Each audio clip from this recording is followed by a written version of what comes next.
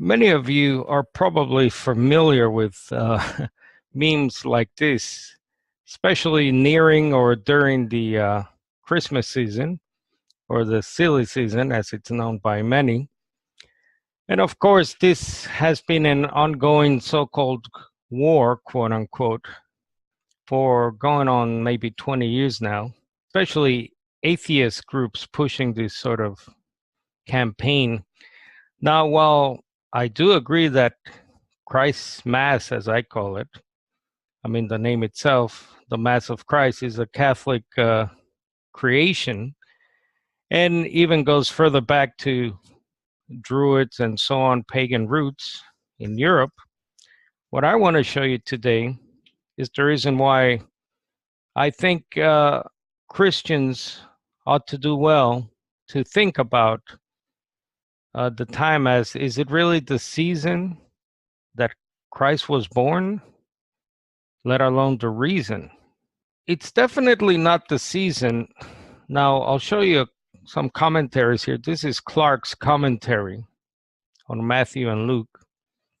It says in part that it was a custom among Jews to send out their sheep to the wilderness or the desert about the time of Passover because it was about that time that the grass was greener, as it were. October and November, we find that the sheep were kept out in the open country during the whole of the summer.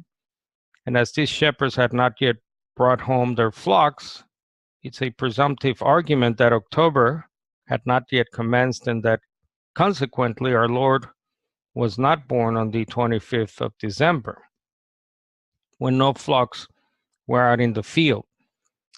So most of the arguments for a different season are related to the account in Luke chapter 2.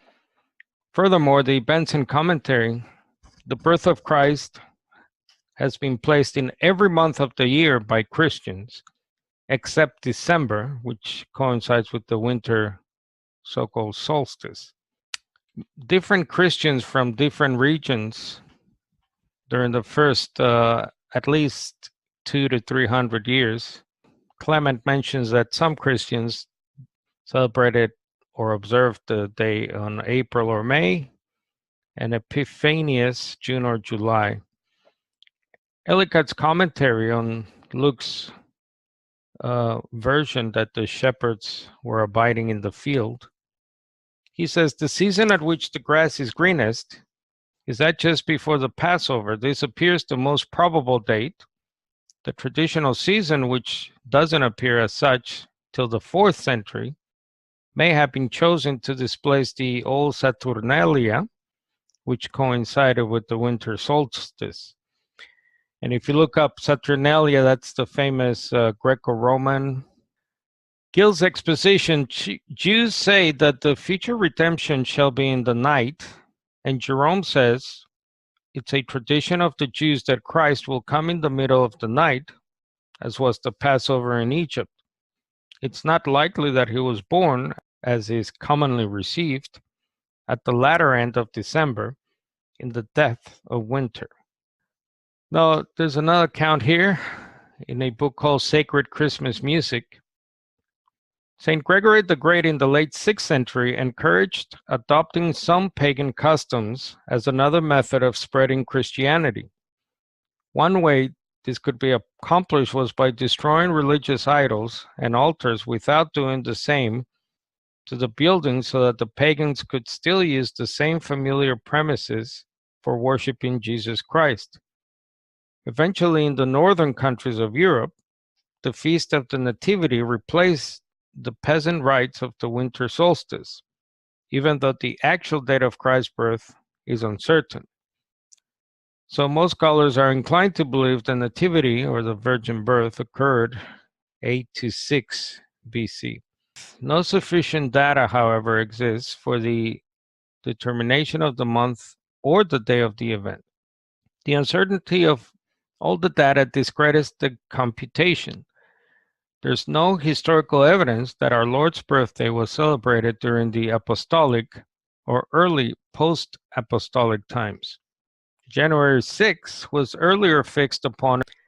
Furthermore, the So, what is the reason for the season? So, in the book Jesus the Messiah, the incarnation, not the virginal conception, is the essence of the Christmas story. For Orthodox Christianity, that is self evident. The Son of God did not come into existence through virginal conception. The Son was, is, and always will be, so that is eternal, according to Orthodoxy.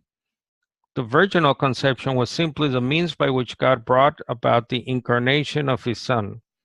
So, this is another reason why I personally don't subscribe to Christ Mass.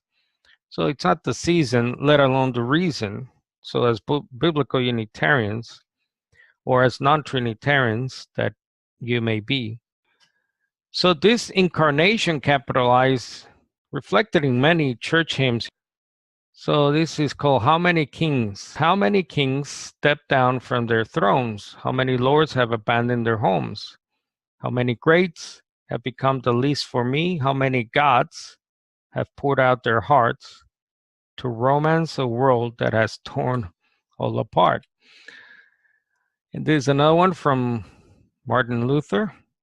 All praise to thee, eternal Lord, clothed in a garb of flesh and blood, choosing a manger for thy throne, while worlds on worlds are thine alone. And another hymn, let all mortal flesh keep silence, and with fear and trembling stand. So again, the same picture, Lord of Lords in human vesture, in the body and the blood. It's self-evident that that's what the reason for the season is.